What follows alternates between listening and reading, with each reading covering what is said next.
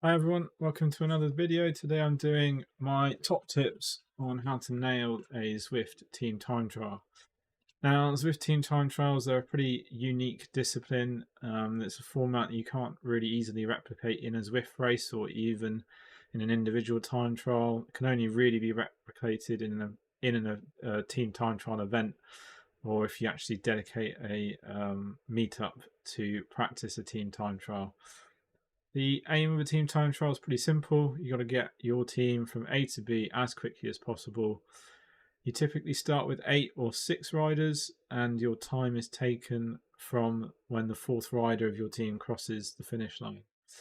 So that sounds simple enough, but in reality, it can be quite tricky to get right. There's quite a bit of skill involved. You have to understand, how the physics of the game work. So hopefully these tips will help you nail your next TTT. Diving straight in then, my first tip is planning and knowing the course. So planning in itself is a is a great thing to do for any Zwift race, but in particular team time trial. Just means your team are ready and prepared for what's to come, and that in itself can be quite a big advantage. Not all teams plan or prepare for team time trials. Knowing the course, is it flat? Are there any tricky sections the team need to think about? For example, if there's a climb, are you going to ride at a set watts per kilo on the climb, or does that climb actually come towards the end of the course where you can send your 4 fastest riders up the climb and hope that they make it to the finish? Those are things to potentially consider. Another thing that you might want to think about is if it's a purely a flat course and you've got some light riders in your team, what are you going to do with those light riders? Are they going to just sit in and draft and hold the wheels? They could be working quite hard if they're doing that, or are you going to actually have them rotate on the front? So yeah, something to think about, and that's why knowing the course, knowing where your team could get a little bit unstuck is quite important, and having some sort of plan for those sections can really make quite a big difference. Another thing to consider when you're planning is, how experienced is your team? What are their power profiles? Uh, Mainly, sort of more important if you've got less experienced riders in your team. But there's a number of things you can do to sort of help those inexperienced riders. One thing I think is great is if you organise a meetup on the course with the team, get them to jump on Discord or whatever audio app you use to communicate, and you can go through the course as a recon and do some practice rotations. You can have some riders explain how the TTT works to those inexperienced riders, and that'll really give them some level of comfort going into the actual TTT race. I know doing a TTT for the first time can be a bit nerve-wracking, whereas if you do that practice, do that meetup, that'll just help them ease their nerves, and they should be pretty ready to go, even just from a practice. If you yourself are inexperienced, then try and reach out to other riders or other riders in your team. Ask for advice, tips, help. That in itself can be really, really useful. And if you do have inexperienced riders in your team, it's also worth considering having them just sit out the first couple of rotations, have them listen to how you guys communicate, have them listen or watch even how you guys ride on the front, how you drop back through the group. Just by watching you do that can be more beneficial almost. Some people learn better through watching and listening. Others learn in different ways. So yeah, just think about taking different approaches when trying to help inexperienced or less experienced riders.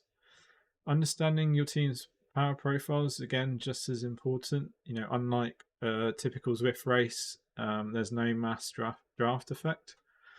So the only way to really generate draft is through your own team and through your teammates. And what you want to try and do is trying to get the highest average power from the front.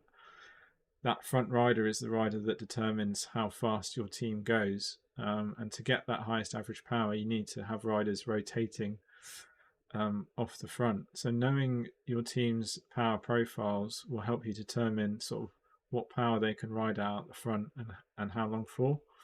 So something to consider is, how you plan to have your riders ride on the front. Do you want all your riders to ride the same percentage of FTP on the front, or are they going to ride different percentages of FTP on the front?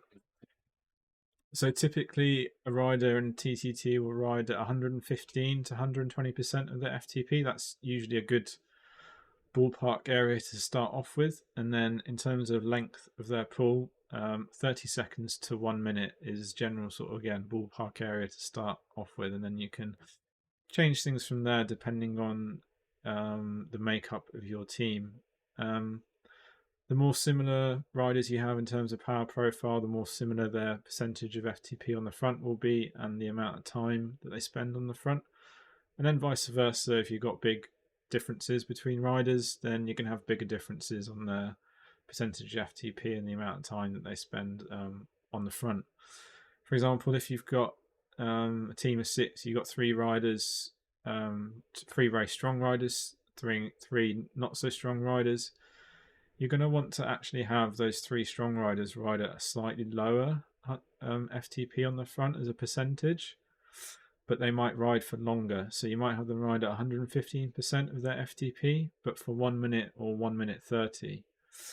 Whilst the lighter riders ride, or not so strong riders ride at 120% of their FTP, but only for 30 seconds. And when I'm referring to percentage of FTP here, I'm referring to it as a raw watts value, not their watts per kilo, because the raw watts is really what helps keep that speed up on the front. Whereas you could have several riders all with the same watts per kilo, but actually their raw watts vary quite significantly. So in this case, we're looking at raw watts. Don't be afraid either to have, potentially have riders that just sit in the draft of the team for the entire team time trial. The longer you can stay as a complete team, or the longer you can stay as the largest number of riders as a group, the faster you will go for less power. So that's ultimately what you're sort of trying to achieve in a team time trial. If you have a team of relatively inexperienced riders, you might just want to stick to the same percentage of FTP and the same time of front for the whole team. And then if particular riders feel strong, they can ride for longer on the front, or vice versa. If they feel weaker, they can ride for not so long on the front. And that might be the best way to go if you have a team of sort of relatively inexperienced riders. Once you've identified the sort of percentage of the FTP and how long each rider is going to go for, you can set up an order for them to ride in. If you're looking for a good starting point, then check out resources like the Zwift TTT Power Calculator. I'll put a link in that in the description below. This allows you to put in your rider's height, weight, FTP, and it will do all the hard work for you. It will come up with a table, what order to ride in, how long for, and how hard for. And then you can also scale that up and down depending on if you want to go really, really fast or try and test your team. Or if you're not so confident, you can scale that down to make it a little bit easier. And hopefully you can keep your team all together until the finish. You can do your own order. My sort of guideline on that is to set the rider with the highest raw watts on the front first, and then decreasing down after that. That will just hopefully help prevent any large gaps happening. If you got like one rider doing 350 watts and the rider behind is supposed to be doing 300 watts, he might struggle to hold that wheel before he's supposed to do his turn. And by the time he comes to do that second rider, by the time they come to do the turn, is already knackered. So hopefully by having it in decreasing order, you have a more even spread and the team can stay together. In terms of the actual ride order of your avatars, in terms of where they are in the game, don't worry too much about that. Try and keep the front rider on the front, i.e. if you're not the front rider, try not to overtake that rider. And then in second and third place, trying to have the next 2 riders that are due to take a pull. After those 2 riders, you can have pretty much, just a group or a blob. and that will help you draft and recover behind those front three riders. If you can get in a nice line, that's great, but this can be quite difficult. So don't worry too much about that. And actually, I've got a little clip I've got from a previous team time trial I did, where you can see how to sort of set up a team in terms of where you want to be in terms of your avatar. So here you can see we've got 3 riders at the front just sitting, and then the rest of us sat behind just cruising and recovering. And that's kind of how you want to have your team lined up. Something to bear in mind if you are going to use a pull order is that it's great in terms of adding structure, keeping your team organized, and giving your team sort of a guideline to follow. But just make sure you remind the team that they are, it is a guideline. If they can't hold that power, or they can't, do that power for that length of time, there's no harm in dropping the power and, dropping the amount of time that they spend on the front. Another thing to bear in mind is that if something unexpected happens, like one of your team has a technical dropout, or someone gets dropped sooner than expected, just be ready to sort of change that pull order or try and adapt it on the fly. It's great having that structure, but as soon as something changes, it can be difficult to reorganize it on the fly. So just be aware of that and think about how you might adapt to those sort of situations in the race. So my second tip for nailing your team time trial is communication. Communication is absolutely key to a decent time trial at any level. Often the teams that communicate well are also the ones that perform well. Now, there's a number of sort of ways of interpreting communication, but in my view, for a team time trial, the best type of communication is simple and clear. Simple and clear information. By all means, encourage each other, have a bit of fun, but don't get too carried away. Try to keep it, simple, nothing too complicated. I've seen from my experience the best team time trials are the ones where actually the riders are only talking when they need to and only saying what they need to say, nothing more. And actually, you're absolutely nailing it when the only riders communicating is either the rider that's about to pull off the front, or the rider that's telling the rest of the team that they're about to take the next pull. If they're the only riders that are communicating, then you're probably nailing your TTT.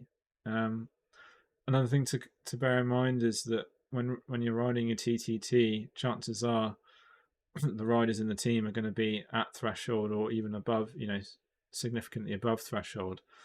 So in those power zones at that heart rate, trying to sort of understand complicated communication is going to be difficult. So it's another great reason just to keep things simple.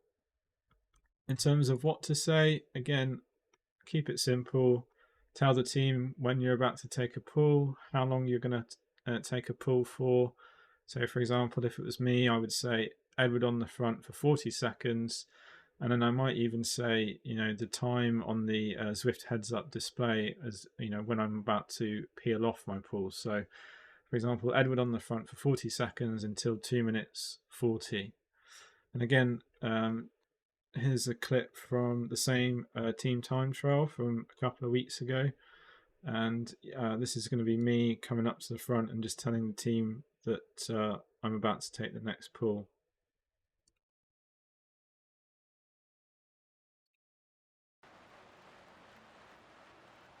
5, 4, 3, 2, 1. Edwards on for 40.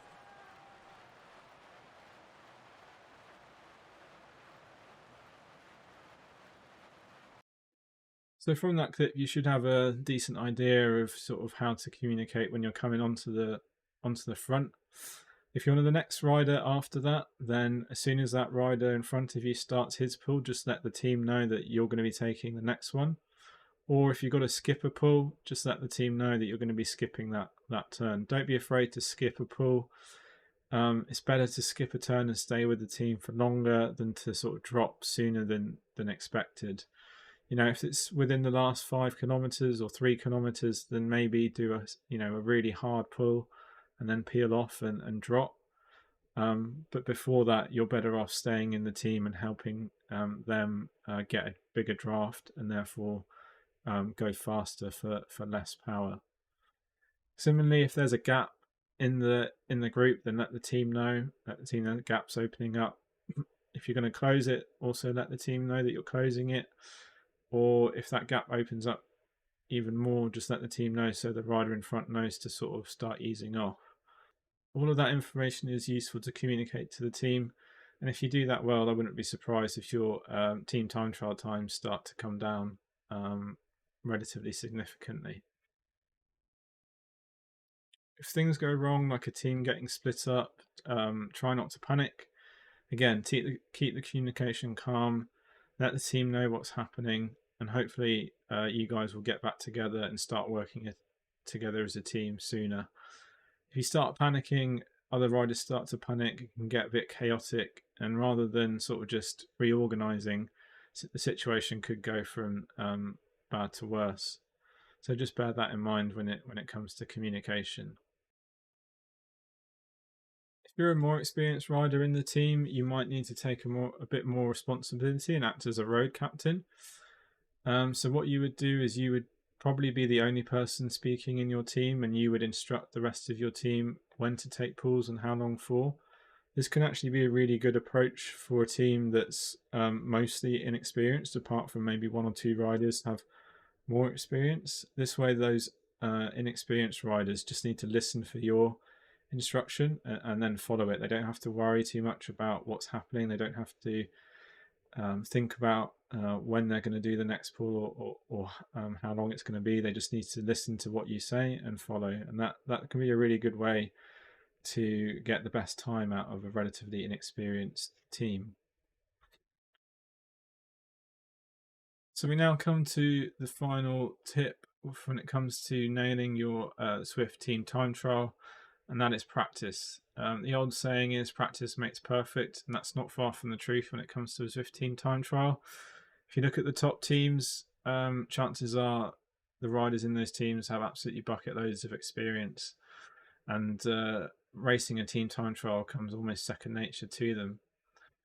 The more you do, the better you get at them. You get to know how to ride in a team, how to ride on the front. You also learn other things like how to control your avatar and how to maximize your draft. And there's several ways you can practice them. You can either sort of set up a meetup as a team and do it that way. Or for me, I find the best way is to actually take part in the WTRL Thursday TTTs. Take place every Thursday across multiple time zones and categories. So there will likely be a time and a category that works for you.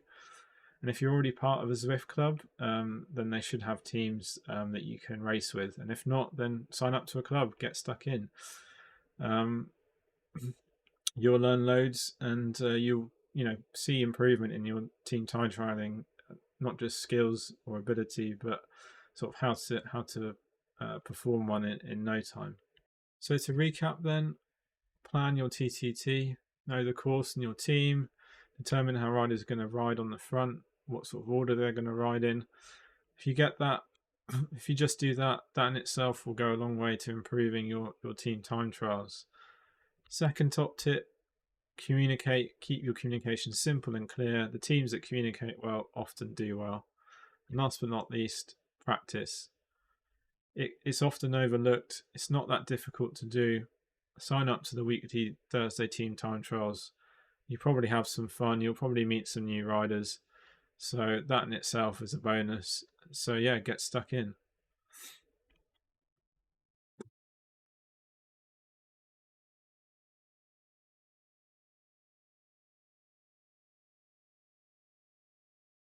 So that covers my top tips for perfecting or mastering the Zwift team time trial. To help you nail one of these tips, check out my recon of the RGV course below, which will be used in the TTT for the upcoming Zwift Racing League on Tuesday. And if you want to see the full race footage from the clips I used or the Zwift TTT calculator, check that out in the description below, and you can see how a lot of those skills that I've mentioned are put into place. I look forward to hearing how you get on in your TTTs, and in the comments below, and tell me some of your own Zwift TTT tips if you have any. If you like this video, then please give it a thumbs up, and please subscribe to the channel if you want to see more Zwift racing and Zwift related videos. Have fun, guys, and see you in the next one.